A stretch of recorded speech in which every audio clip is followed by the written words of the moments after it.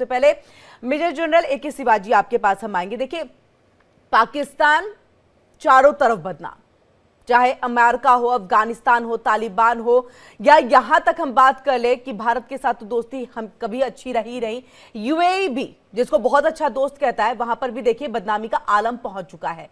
ऐसे में ना सिर्फ हुक्मरान पाकिस्तान की बेइज्जती करा रहे हैं, यहां तक कि आवाम भी पीछे नहीं है। दूसरे देश में जाते हैं तो लोग सोचते हैं देश का नाम रोशन करेंगे, और ये देखिए किस तरह से देश को बदनाम कर रहे हैं इस तरह के कुकृत्यों में शामिल होकर के, और अब जेल में बंद। हाँ बिल्कुल, देखो किरण, हो क्या रहा है कि जो वेस्ट एशिया है, जिसको मिडिल ईस्ट भी बोलते हैं, वहां पर चाहे सऊदी है, UAE है और बाकी गल्फ कंट्रीज हैं, वहां पर जो साउथ एशिया से लोग जाते हैं, और भारत के करीब करीब 1 करोड़ के करीब लोग हैं वो, और रेमिटेंस जो हैं $20 बिलियन भेजते हैं हर साल। और वो बहुत ही अच्छा काम करते हैं कि एक तो वो स्किल्ड हैं, एक वेल डिसिप्लिन है, और जिस देश में भी जाते हैं उनके लॉ एंड ऑर्डर को फॉलो करते हैं।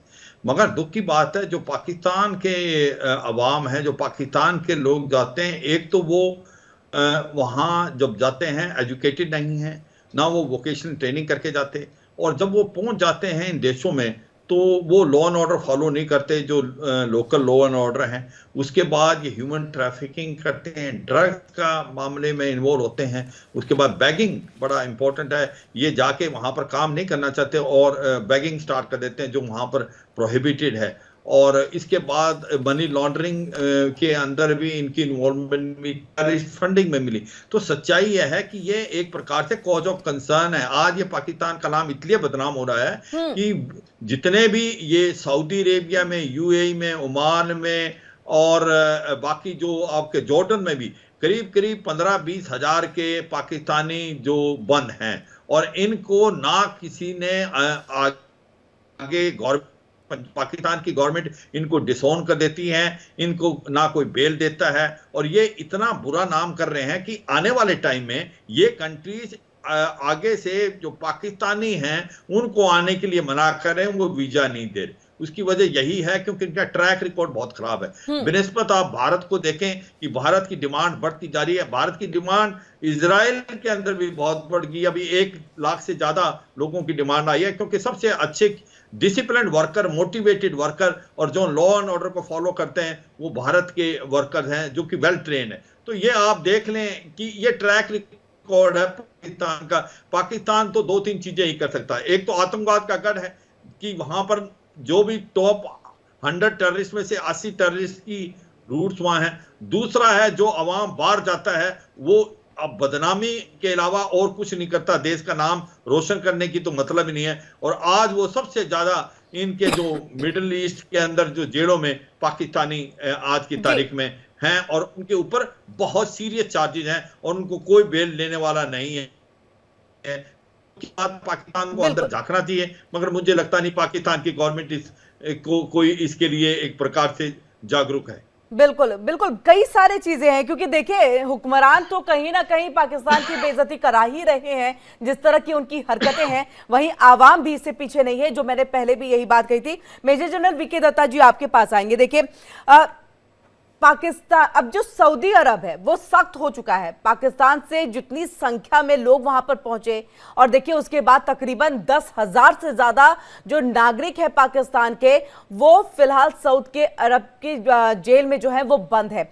ऐसे में सीधे तौर पे जो विदेश मंत्री हैं इशाक डार, उनके तरफ से ये संसद के अंदर में बात कही गई और ये कहा गया कि देखिए सख्त बहुत ज्यादा हो गए हैं, और इसको लेकर के पाकिस्तान को चेतावनी तो दे दी गई है, लेकिन इसके साथ ही द्विपक्षीय समझौते में देखिए 570 कैदियों को वापस भेजने पर सहमति भी बन गई है। ऐसे में मान लीजिए 10,000 से ज्यादा वहां पर जेल में बंद, वो भी ऐसे कुकृत्यों में जो संगीन अपराध हैं, संगीन आरोप उनके ऊपर लगे हुए हैं, उनमें से सिर्फ महज 570 वापस लौट रहे हैं, और उसमें भी आपके बीच एक समझौता हुआ था, और यही सबसे बड़ी वजह है। कैसे देखें पाकिस्तान की इस बेइज्जती को, इस तरीके के जो कुकृत्य उसकी तरफ से किए जा रहे हैं, इन सबको?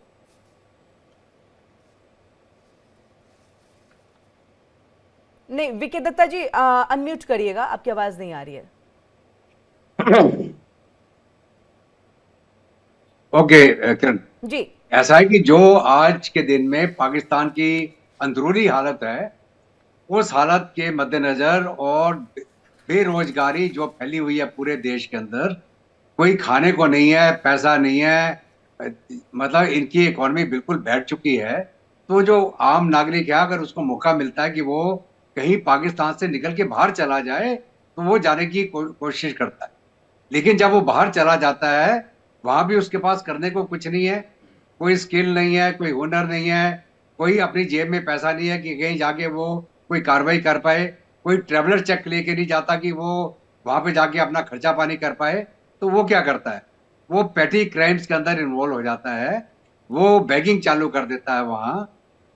मनी लॉन्ड्रिंग तो खैर बात की बात है कि वो तो ऐसा कि एक ऑर्गेनाइज क्राइम होती है जिसके अंदर बड़े पैमाने पे पैसा एक जगह से दूसरी जगह हवाला के जरिए जाता है।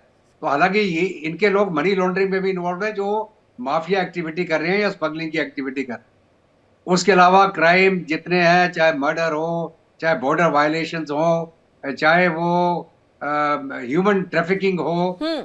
आप मतलब कोई नाम ले लीजिए, कोई एक क्राइम जो इन्होंने छोड़ा हो, जो इंटरनेशनल कम्युनिटी में जिसको एक संगीन अपराध माना जाता है। इसके मद्देनजर पहले तो लोग इनको थोड़ा सहते रहे, लेकिन आज के दिन में पाकिस्तान की तरफ पूरी दुनिया में जीरो टॉलरेंस है। कई बार आपने ये भी सुना होगा कि बांग्लादेशी भारत में आते हैं छुप के, यहाँ पे अवैध तरीके से पासपोर्ट बनवाते हैं और यहाँ से भारतीय पासपोर्ट लेके बाहर के मुल्कों में नौकरी करने जाते हैं। जी। और ये बहुत बड़ा रैकेट पकड़ा गया, और वही हाल पाकिस्तानियों का, क्योंकि पाकिस्तानी पासपोर्ट के साथ जहां भी जाते हैं, मेजर जनरल इनकी वीके वहां दत्ता जी पे यही समझना चाहते हैं। देखिए, अब भारत और पाकिस्तान एक ही था पहले, उसके बाद जब ये यहाँ पर डिवाइड हुए, उसके बाद पाकिस्तान बना। देखिए, तो मानसिकता तो लगभग एक जैसी है ना, एक जैसी समझ है, कहीं ना कहीं हमारी जमीन एक है, हमारी विचारधारा, सोच, लगभग सब कुछ एक थी। पाकिस्तान बनते के साथ आपकी सोच, आपकी विचारधारा, आपके संस्कार, आपकी मानसिकता, ये सब कहां चले गए कि आप अपने ही देश की बेइज्जती करा रहे हैं। दूसरे देश जा करके आप वहां पर बेहतरीन एक अपॉर्चुनिटी जो है वो ले सकते हैं, लेकिन वो ना लेकर के रेप, अवैध प्रवास, इसके साथ ही ड्रग तस्करी, इन सब चीजों में आप लिप्त हो जाते हैं। बिल्कुल किरण, ऐसा है कि जो देश बेगैरत हो जाए, जो देश को अपनी इज्जत का कोई परवाह ही ना हो, जिस देश की कोई इज्जत खुद ही ना बची हो, जो इंटरनेशनली एक टेररिस्ट हार्बरिंग कंट्री के तौर पे जाना जाता है, जिस देश के अंदर यूनाइटेड नेशन सिक्योरिटी काउंसिल द्वारा चिन्हित अपराधी और टेररिस्ट हैं, जिनके ऊपर वो देश कोई एक्शन नहीं लेता है, तो वो सिवाय क्रिमिनल्स को और क्या पैदा करेगा? वो कोई आईटी स्पेशलिस्ट या इंजीनियर तो नहीं पैदा कर सकता है। उनकी मेंटेलिटी उस लेवल पे चली गई है, उनकी एजुकेशन नहीं है, उनका स्किल नहीं है कि वो स्किल्ड लेबर के लिहाज से बाहर के मुल्क में जाके कोई काम कर पाए। अगर आप यही चीज देखें कि अगर हम यूएई की बात करें, यूएई की, वहां पे हाईली स्किल्ड लेबर भारत से जाता है, काम करता है वहां। जितने वहां पे मल्टी स्टोरी, वहां पे जो बुर्ज खलीफा जैसी जो बिल्डिंग्स बनी है, वहां पे भारतीय लोग जाके काम करते हैं और बहुत ज्यादा डिमांड है। वो और उसी प्रकार जैसे इसराइल को अभी जरूरत थी, उनको स्किल्ड आदमी चाहिए थे, तो भारत से वो मांग रहा है, पाकिस्तान से थोड़ी मांगेगा वो। तो वैसे ही वो फंडामेंटलिस्ट, कट्टरपाल और कट्टरवाद, इसके अलावा इनका कुछ है ही नहीं है। इनकी जो एजुकेशन है, मदरसों में क्या एजुकेशन दी जाती है? आज के दिन में मदरसे में इनको बोला जाता है कि दुनिया फ्लैट है, वो गोल नहीं है, वो चांद को, मतलब अब मैं क्या बताऊं। तो कहने का मतलब ये है कि देश की ना एजुकेशन हो, ना कोई इनका ट्रेनिंग हो, ना इनका कोई सेल्फ रिस्पेक्ट हो,